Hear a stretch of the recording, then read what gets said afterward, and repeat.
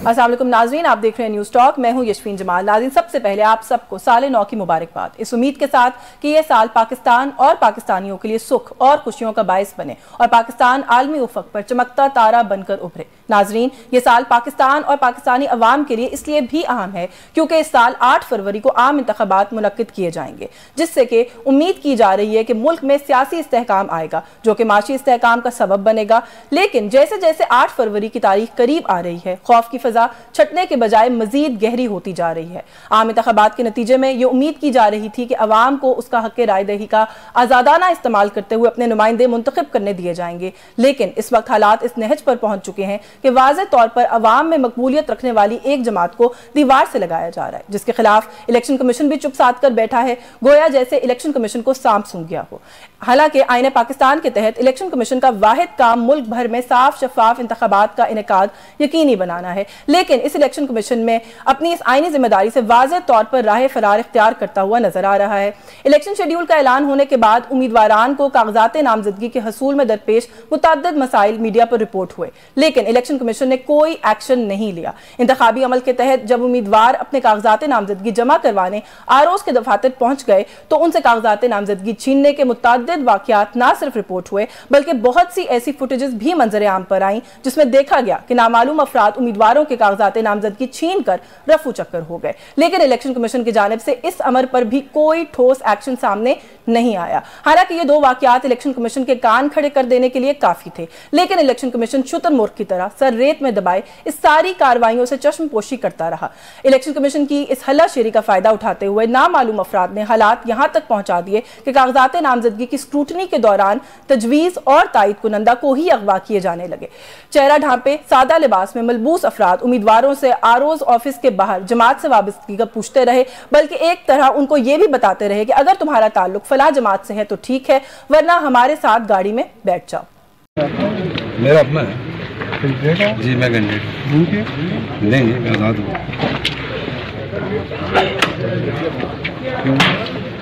गाड़ी मुकदमे बोल रहा है, मुझे पता तो सही ना,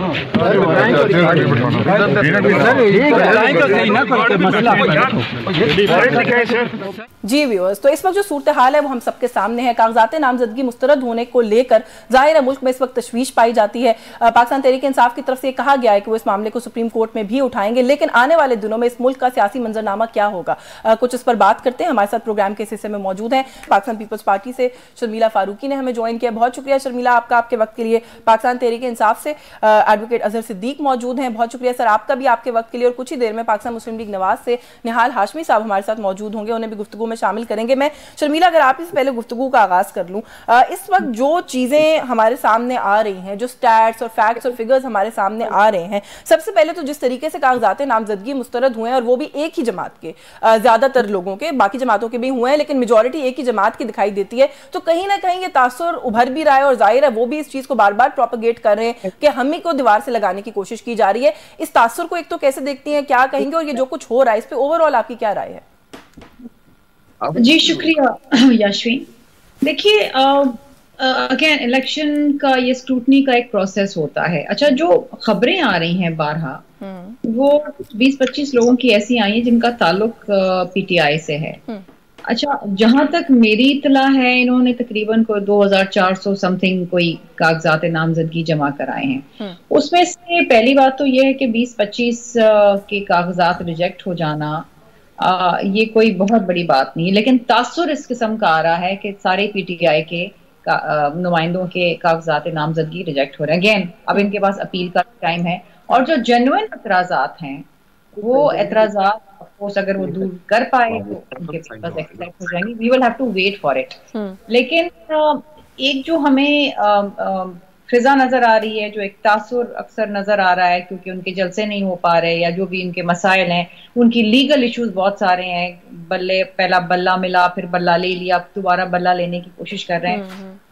इस किस्म की जो चीजें हैं, तो ऐसा लग रहा है कि कोई एक जमात है जिसके ऊपर ये खास मेहरबानी की जा रही है। लेकिन मैं आपको एक बात बताऊं कि पीपल्स पार्टी के साथ भी बड़े मसाइल रहे हैं, लेकिन हम इस वक्त उन मसाइल पे जो हमारे इलेक्टोरल प्रोसेस के अंदर हमें आ रहे हैं, जैसे हमारे तरक्याती काम बंद कर दिए गए, या कुछ ऐसे पुलिस ऑफिसर्स की रीशफलिंग की सिंध के अंदर जो कि इलेक्शन शेड्यूल आने जारी होने के बाद नहीं हो सकती थी। चीजें हैं जो हम इलेक्शन कमीशन पे एतराजात इन राइटिंग भेज रहे हैं, लेकिन बात यह है कि ये चीजें अपनी जगह पर हैं।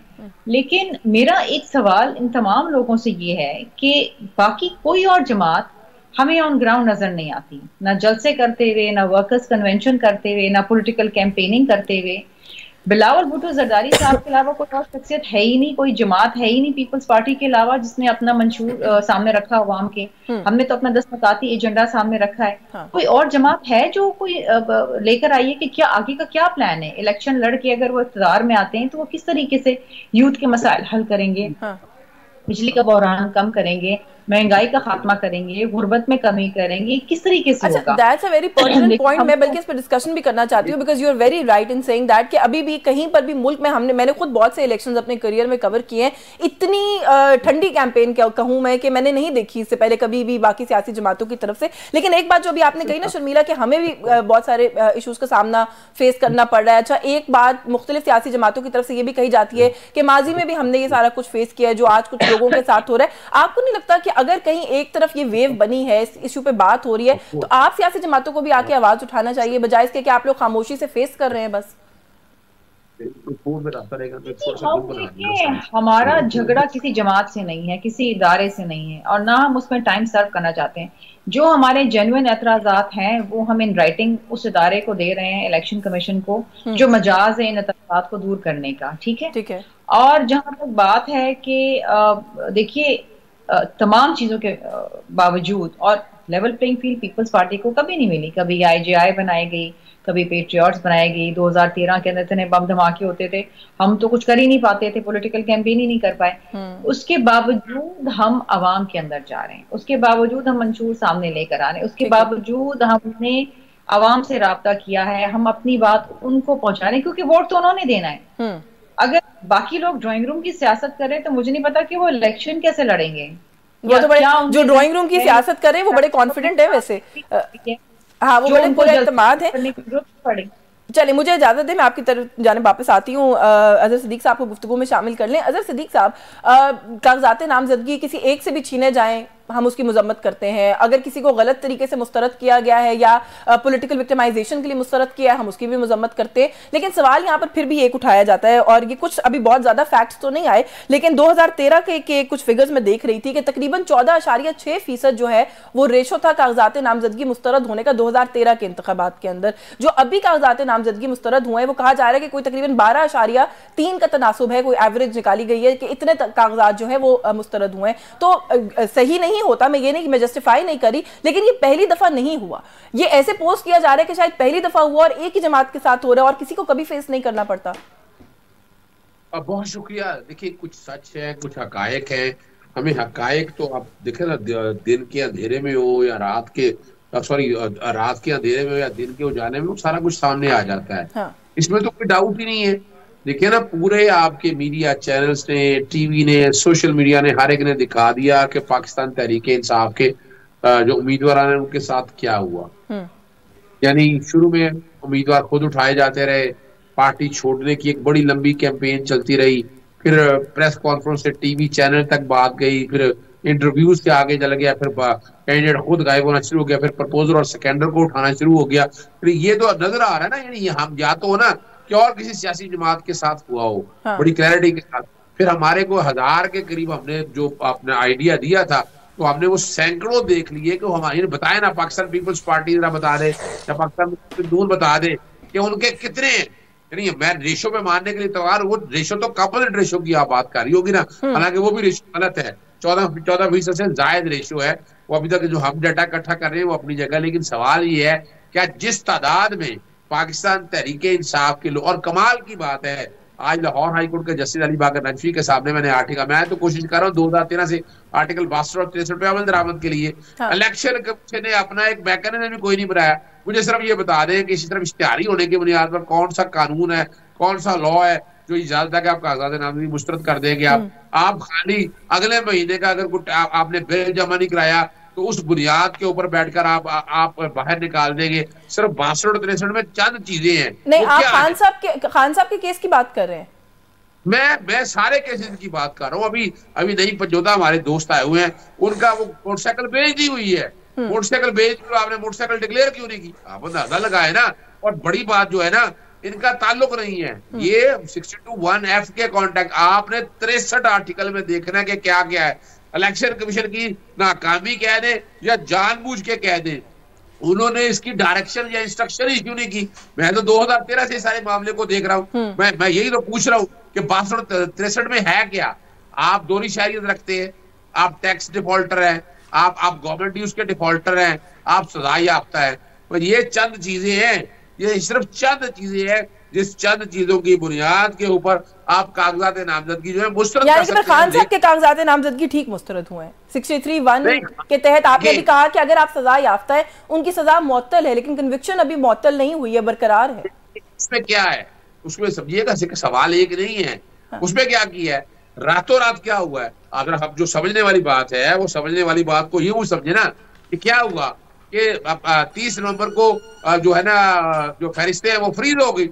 क्या किया? एक रिट आती है हाईकोर्ट में दिसंबर के अंदर, और आकर ना हमें कोई नोटिस होता है, और उस हल्के का जो है वो सारा हल्का तब्दील कर दिया जाता है। वो तो रोका है, डीलिमिटेशन सुप्रीम कोर्ट ने रोका। सुप्रीम कोर्ट का फैसला आ गया था 18 दिसंबर को। 16 दिसंबर वाले दिन ये सारा काम हुआ। 16 दिसंबर को नॉमिनेशन पेपर के हवाले से डाटा इकट्ठा किया। तो जब डाटा इकट्ठा किया, उसके बाद रातों रात तब्दील कर दिया गया। और यही हमने कहा, मुझे बताए ना, प्रपोजल और सेकेंडर मेरा राइट है। हाँ। और मैं उस राइट को क्या एक्सरसाइज नहीं कर सकता। चले, तो ये जो आप सारे मामलात उठा रहे हैं ना, खासतौर पे कानूनी, मैं थोड़ा सा आती हूँ आपकी जानिब दोबारा इन इश्यूज को लेकर कि आप लोग इनको कहाँ परस्यू कर रहे हैं, कैसे फॉलो अप करें। निहाल हाशमी साहब हमारे साथ मौजूद है, उन्हें गुफ्तगू में शामिल कर लूँ। सर, सबसे पहले तो क्योंकि अभी इस वक्त यही बात हो रही है, कागजात नामजदगी मुस्तरद किए जा रहे हैं, ये एक बहुत बड़ा शोर है जो इस वक्त प्री इलेक्शन मुल्क में मचा हुआ है। आप लोग किस तरीके से देख रहे हैं तो इस इशू को? दूसरा ये कि इस तरह के माहौल में होने वाले इंतखाबात से क्या आपको भी एज अ पॉलिटिकल पार्टी कोई उम्मीद है कि इनके बाद भी मुल्क के अंदर स्टेबिलिटी आ जाएगी, या जो ये जो एक हिजान की कैफियत है इसमें कमी आने का कोई इम्कान होगा? बिस्मिल्लाहिर्रहमानिर्रहीम। देखिए, ये कुछ अफसाने हैं और कुछ नाहली है। हैजान की कोई कैफियत नहीं है। हैजान की कैफियत क्रिएट किया है पीटीआई के फॉलोअर्स, सपोर्टर्स और पीटीआई ने। अगर कानून अपना एक्शन ले रही है, कानून के मुताबिक चीज़ों को करना चाहती है, तो उसमें हैजान कहाँ से पैदा हो गया? अगर एक कैंडिडेट नॉमिनेशन फाइल करने जा रहे हैं और उनको पता ही नहीं है कि प्रपोजर कहाँ से होना चाहिए और सेकेंडर कहाँ से होना चाहिए, अगर एक कैंडिडेट नॉमिनेशन फाइल करने जा रहे हैं और उनको यही ना पता हो कि उनके जो लायबिलिटीज़ हैं वो और जो ड्यूज़ हैं वो क्लियर है कि नहीं, अगर एक कैंडिडेट नॉमिनेशन फाइल करने जा रहे हैं, उनको नॉर्म्स नहीं पता हो, उनको पता ना हो कि जो कुछ इलेक्शन कमीशन की मैंडेटरी रिक्वायरमेंट है उसको फुलफिल करना है, तो फिर तो अल्लाह ही हाफिज़ ऐसे कैंडिडेटों का, ऐसे कैंडिडेटों के पार्टी का और उसके सपोर्टर्स का। और ये एक मजलूमियत का कार्ड सिर्फ ज़ायल करना चाहते हैं।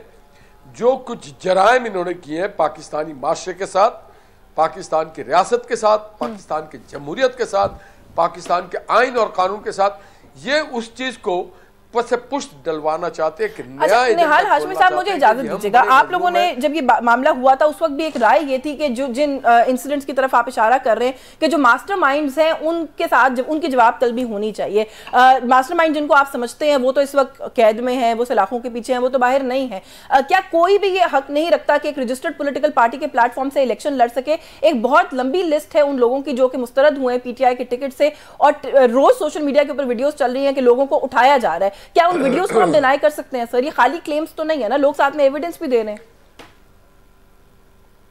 नहीं, बिल्कुल नहीं है। मैं आपको ये बता रहा हूं कि जनाब 2400 लोगों ने नॉमिनेशन फाइल किया था, उसमें 380 लोगों के अगर उस वक्त आर्जी तौर पे रिजेक्ट हुए हैं, तो ये अभी भी इनके 2100 लोगों के नॉमिनेशन पेपर सबमिट हैं और अप्रूव हुए हैं।